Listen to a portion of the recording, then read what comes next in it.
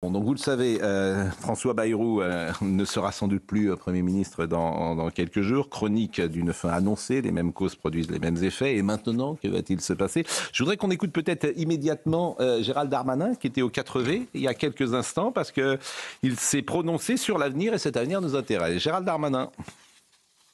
C'est un acte extrêmement courageux de la part du Premier ministre François Bayrou et très démocratique de dire devant la difficulté, devant les efforts qu'il faudra faire, devant les semaines qui vont venir, qui vont être difficiles pour voter un budget, de dire à l'Assemblée nationale, c'est-à-dire là où les représentants du peuple sont élus, est-ce que vous êtes d'accord pour que nous continuions sur la ligne que je vais dresser, c'est-à-dire le discours qu'il va porter le 8 septembre et qui définit, on va dire, le cadre de la négociation. Il faut faire des économies pour que le pays aille mieux. C'est extrêmement risqué, certains disent suicidaire.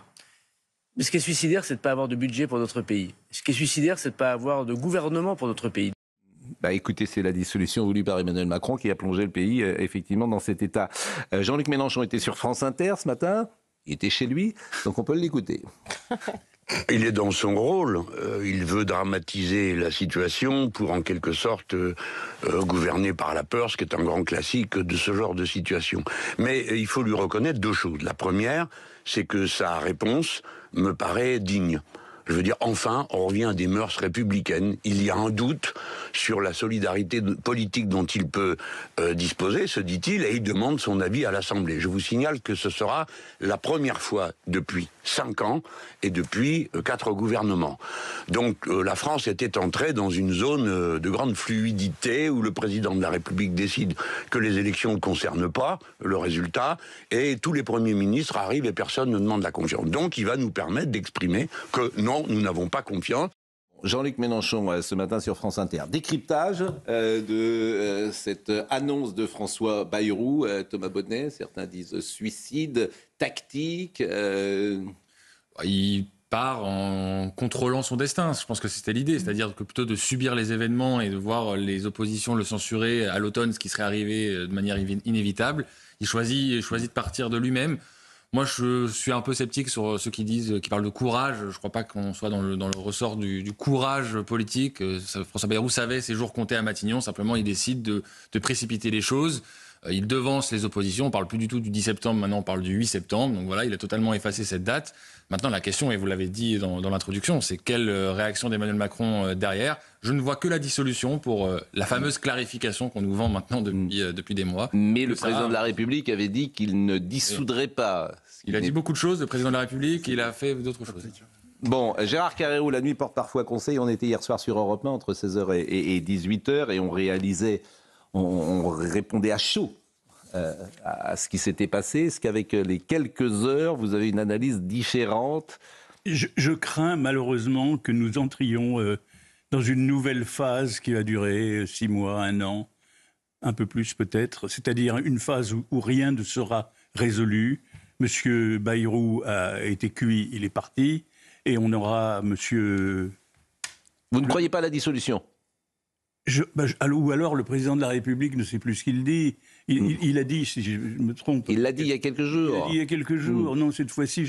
Alors, bon, il va peut-être... Vous me direz qu'on est habitué à ces changements. Non, mais là, elle est justifiée, pour le coup, elle est justifiée. Oui, mais c'est justement parce que là, elle le serait qu'elle ne sera pas. La première ne l'était pas, mais là, voilà. elle est justifiée. Mais je crains qu'il n'y ait pas de dissolution. Moi, je pense que ça serait quand même la moins mauvaise des solutions, qu'il y ait une dissolution, sans être sûr pour autant qu'il y ait une nouvelle majorité qui sorte. Mais enfin, au moins, on aurait tenté. Joseph Massescaron, sur la dette, vous disiez hier qu'en 2007, François Bayrou avait parlé de la dette, ce qui était vrai, oui. Mais ensuite, il n'en a... Comme vous l'avez rappelé. Voilà, il en a peut-être parlé, mais manifestement, il n'a pas mis ses paroles, ses actes en fonction des paroles. Absolument, vous avez raison. À chaque fois que Nicolas Sarkozy a essayé justement de s'attaquer à la dette, à chaque fois, François Bayrou était contre et a voté contre. Ça, il faut le dire. Et ensuite, après, cette question de la dette s'est évaporée, a disparu. La meilleure des solutions, c'est certainement la dissolution. C'est peut-être justement parce que c'est la meilleure des solutions que Emmanuel Macron ne va pas l'adopter. J'ai dit hier, j'ai parlé du Premier ministre et j'ai parlé de Sébastien Lecornu. Il y a quelqu'un que j'ai oublié, et je voudrais vraiment souligner, qui est aussi une possibilité, c'est qu'il y a la possibilité d'une personne technique, c'est-à-dire une personne qui est le profil de Mario Draghi, qui a amorcé, évidemment, en Italie. C'est vraiment le choix qu'il faut. C'est vraiment le choix, un petit homme gris. Ça donne envie. À une personne en particulier, bien sûr, c'est Christine Lagarde, qui est aujourd'hui en réserve. Elle a été directrice générale du FMI, elle a été présidente de la Banque Centrale Européenne, et ça, un type de logique. Pour Emmanuel Macron, je ne dis pas que c'est mon souhait, je ne dis pas que c'est mon souhait, je dis, voilà, ce sera un avant-goût du FMI, c'est possible. Écoutons Sébastien Chenu, il était ce matin avec Sonia Mabrouk sur Europe 1 et sur CNews. Il ne sort pas avec panache en disant personne n'a compris, j'ai sonné l'alerte ou donné l'alarme. Pas du tout. Ça fait très longtemps que les Français ont compris. Les Français ont compris qu'on était dans une crise économique, une crise sociale, une crise budgétaire, une crise sécuritaire, une crise migratoire, une crise culturelle. Mais c'est parce que les Français l'ont compris qu'ils ne veulent pas de leur solution. Les Français ont compris que ces politiques, ces logiques-là, elles amenaient à ces crises-là. Et que donc, par conséquent, les Français disent non à alimenter un puits sans fond de dépenses toxiques de l'État sans faire aucune réforme. C'était la rentrée hier et pour François Bayrou, c'était déjà la sortie. Je vous propose d'écouter Maxime Leguet et ce qui s'est dit hier dans cette conférence de presse. C'était une prise de parole très attendue. Pour trancher son plan d'économie du budget 2026, François Bayrou joue son va-tout et annonce engager la responsabilité du gouvernement devant le Parlement. J'ai demandé au président de la République, il a accepté de convoquer le Parlement en session extraordinaire le lundi 8 septembre, dans 15 jours. J'engagerai ce jour-là la responsabilité du gouvernement sur une déclaration de politique générale conformément à l'article 49, alinéa 1er de notre Constitution. Un vote de confiance exceptionnel que le Premier ministre justifie par la gravité de la situation et de l'état des finances publiques. Notre pays est en danger parce que nous sommes au risque du surendettement. L'an dernier, c'était 60 milliards. Cette année, ce sera 66 milliards. Et ça va croître tous les ans, inexorablement si nous ne faisons rien. Face au risque d'une contestation dans la rue, avec le mouvement de blocage du 10 septembre annoncé, François Bayrou a également souhaité clarifier sa position sur ce sujet. Les Français ont le droit de manifester. Mais nous avons le devoir d'avancer. Le Rassemblement national et la France insoumise ont d'ores et déjà annoncé qu'ils ne voteraient pas la confiance au Premier ministre. Hélas, la dette, effectivement, c'est un sujet important. J'ai envie de dire c'est un sujet aussi un peu consensuel d'une certaine manière, parce que tout le monde est plutôt d'accord qu'il faut réduire les dépenses. Mais l'immigration, on n'en parle pas, la sécurité, on n'en parle pas. Les sujets principaux des Français... D'autant que ce sont des sujets qui coûtent énormément d'argent. Bien sûr, tout est lié, évidemment. C'est pour ça que je suis d'accord que le mot courage est peut-être pas relativement inadapté à ce moment-là, mais je pense que le mot démocratie aussi. Personne ne va sauver la démocratie après-demain en faisant un vote de confiance au Parlement. Le problème de la démocratie aujourd'hui, c'est le fossé qui s'est creusé, même entre les parlementaires qui, en effet, dans le système de représentation, représentent les Français. Mais il y a un fossé qui s'est creusé dans les sujets qui intéressent, dans les priorités, et on démissionne avec fracas ou on annonce un vote de confiance, toujours sur des sujets de cadre. Parce que là, quand même, on va convoquer un vote de confiance sur le cadre des négociations d'un futur débat que peut-être arrivera. Bon, je suis pas sûre que ça va vraiment que les Français se disent « là, c'est important ». Là, le cadre des négociations de peut-être la dette de la sécurité sociale, là, c'est vraiment le sujet premier. Donc ça sauvera ni l'un ni l'autre. C'est pas du tout une attaque personnelle sur François Bayrou. De toute façon, il n'a pas le choix. En effet, c'est soit maintenant, soit la censure dans 3 jours. Et en effet, il dit il y a un problème avec la dette. Tout le monde est d'accord. D'ailleurs, lui-même, et votre échange tout à l'heure le rappelait, lui-même était d'accord pour dire qu'il y avait déjà un problème avec la dette en 2007. Mais apparemment, il était en désaccord avec les solutions proposées par Nicolas Sarkozy. Ben, c'est pareil aujourd'hui. Il n'y a pas des gens responsables. Moi, dans la Macronie, il y a un truc que... Qui est le seul président de la République qui a diminué le nombre de fonctionnaires. Hein. Oui. C'est le seul. Oui, non mais, mais vous savez très bien qu'il y a des gens depuis des années et des années qui disent oui, il y a un problème de dette, d'ailleurs il faut augmenter les impôts. Je veux dire, il y a des lectures différentes du règlement de la dette. Or là, on a l'impression qu'on va découvrir à la veille du 10 septembre, mon Dieu, qu'est-ce qui se passe? Il y a des gens qui sont énervés. Je rappelle qu'Emmanuel Macron a commencé son premier quinquennat sur un mouvement qui s'appelait les Gilets jaunes, qui s'est lancé sur la taxe de trop de gens qui disaient il y a de l'argent apparemment partout, mais jamais au bon endroit, jamais pour nous en l'occurrence. L'État n'est jamais présent pour nous, sauf pour nous prélever des impôts. Le problème n'est pas nouveau. Pendant 7 ans, moi je me souviens, le truc qui m'a le plus choqué de tout le mouvement des Gilets jaunes, c'est que pendant, 2 mois au minimum au début, vous aviez des bandeaux partout. Qui sont les Gilets jaunes ? Et je veux dire, n'importe quel Français hors d'un plateau télé a compris au bout de 2 heures qui étaient les Gilets jaunes, c'était eux en fait. C'était nous tous. C'était les Français tout simplement qui n'en pouvaient plus. Et on avait encore au bout d'un mois, mais qui sont-ils vraiment ? Quels sont leurs réseaux ?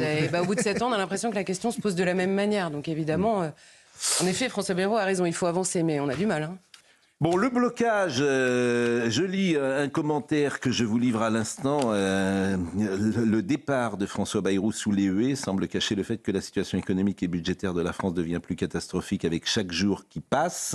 Or, le comportement des uns et des autres, sans exception, est-il écrit, semble signifier qu'en fait, ils s'en foutent complètement. Est-ce que vous adhérez à cette analyse ? La véritable question qui est, parce que maintenant les politiques nous rappellent et nous reditent, de toute façon les Français sont incapables de faire les efforts. Mais si les Français sont incapables... Il n'y a que confond. Il n'y a que, évidemment, qui sont toujours, eux, sont incapables. Ceux qui travaillent, pardonnez-moi. Ceux qui travaillent.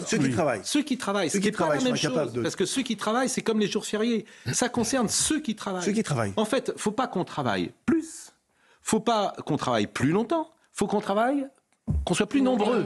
Oui. C'est ça. Il faut qu'on soit plus nombreux à travailler. Et là, de fait, on est de moins en moins nombreux à travailler. Ah oui. Donc, mais les Français, l'attitude des Français, comme on le dit depuis le début de cette émission, elle est due au fait que les politiques, à l'exception de Nicolas Sarkozy, pendant un temps bref et d'une manière, c'était pas une grande réforme, mais en tout cas, il l'a fait. C'est vrai, il a pris conscience. Mais tous les autres, en fait, la question de la dette a disparu. Elle s'est effacée à chaque fois. Comment voulez-vous que les Français disent, évidemment, il y a urgence, à partir du moment où les politiques, en permanence, mettent la dette sous le tapis. François Fillon, 2017, quand même. Mais pardonnez-moi, l'élément clé, là, je vais rejoindre Marie-Estelle Dupont, c'est le Covid. Le quoi qu'il en coûte a changé l'état d'esprit. À partir du moment où tu dis l'argent est magique, tu ne peux pas dire après qu'il n'y en a pas. La gestion du Covid est un drame. Voilà, il y a avant et après le Covid. T'as dit aux gens, on a de l'argent partout. T'as payé tout le monde à rester chez soi. Et maintenant, tu leur dis, vous n'avez plus de fric. Bon, personne n'y croit. Voilà, comme on a fait n'importe... C'est là qu'il fallait avoir du courage. Beaucoup de courage. Dont Emmanuel Macron a manqué. Parce qu'il fallait affronter l'opinion publique.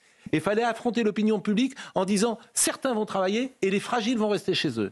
Là, il fallait affronter parfois les hôpitaux sur ce terrain-là. C'était pas facile. Mais c'est ça le courage. Combien d'hommes politiques ont répété, mais de toute façon, le taux d'intérêt est à 0. Donc on peut y aller, ça y est. Enfin, Gérard, c'est vrai ou c'est pas vrai? Combien? Ils ont tous tenu, alors que c'est pas du tout la question. Il mérite un 0 pointé en économie. Marie-Estelle Dupont. Au-delà du drame, je pense que la façon dont la crise Covid a été gérée doit nous servir de clé de lecture et de paradigme pour comprendre la manière dont toutes les autres crises sont gérées. C'est-à-dire qu'il y a une réponse qui vient de tout en haut, qui est uniformisée, et vous pouvez le décliner sur tous les sujets, que ce soit la guerre, le climat, etc. On va vous dire que l'Union européenne a la réponse et que vous êtes bonnes gens, priez de vous taire et d'obéir.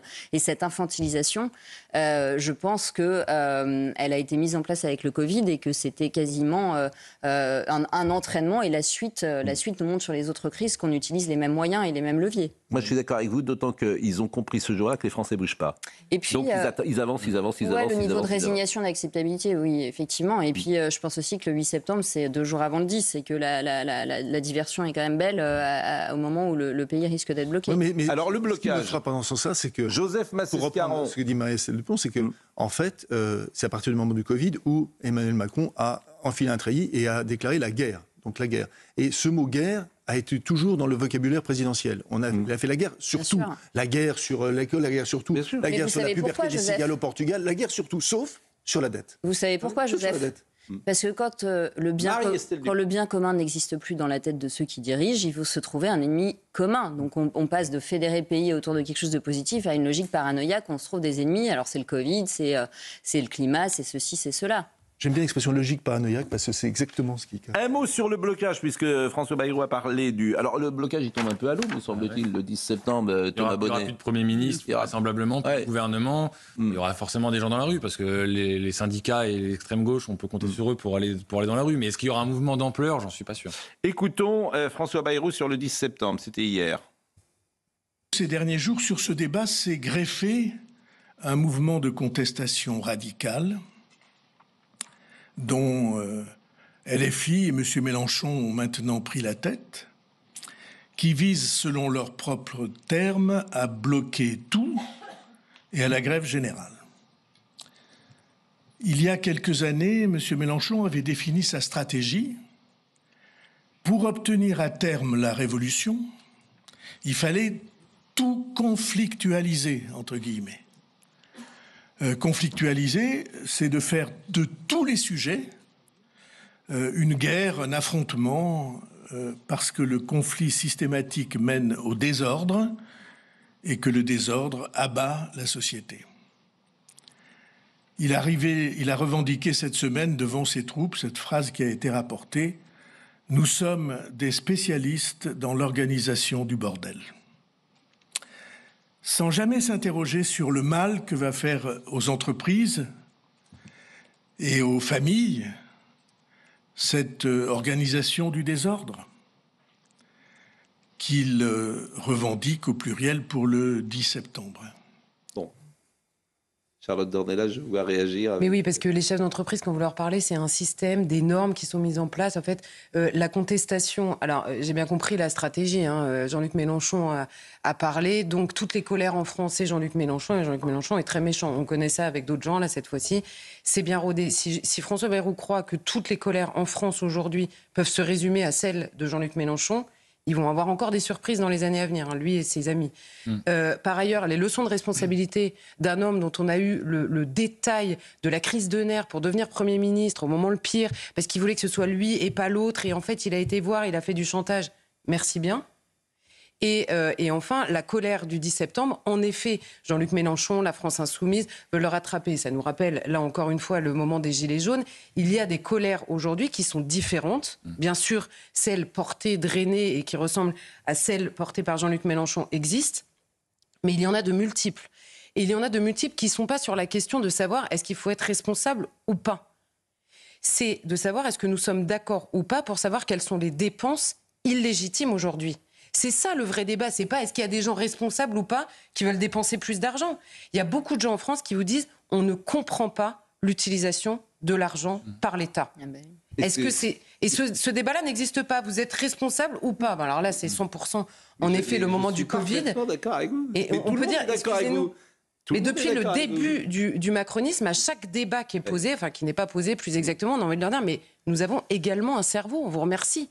On n'est juste pas d'accord avec vous, on n'est pas irresponsable. On aimerait avoir un débat parce que nous n'avons pas les mêmes solutions, même à un problème identifié de la même manière. Et bien ça, ils ne veulent pas l'entendre, jamais. La colère ne fera qu'augmenter. Alors évidemment, je disais tout à l'heure, tous les regards se visent désormais Emmanuel Macron. Vous avez peut-être écouté Laurent Tessier, je vous invite à l'écouter sur Europe 1 chaque matin à 6h15 avec un éditorial qui est toujours assez remarquable. Que dites-vous? Non, je disais ça, c'est du courage, 6h15. 6h15, exactement. Et Laurent Tessier, il est debout et chaque matin, 6h15 et 7h20, il donne son point de vue et il a regardé, lu les réseaux sociaux d'Emmanuel Macron depuis 2 mois. Et qu'a écrit le président de la République depuis 2 mois. Donc c'est extrêmement instructif. Écoutez Laurent Tessier. Bonne idée.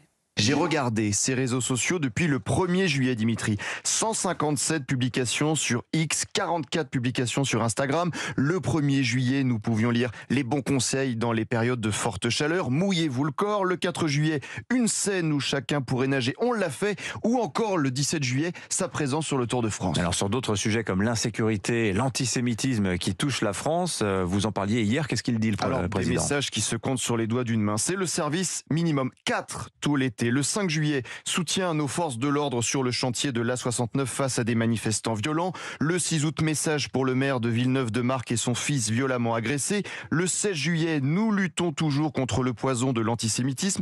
Le 15 août, enfin, abattre l'arbre rendant hommage à Ilan Halimi, c'est chercher à le tuer une deuxième fois.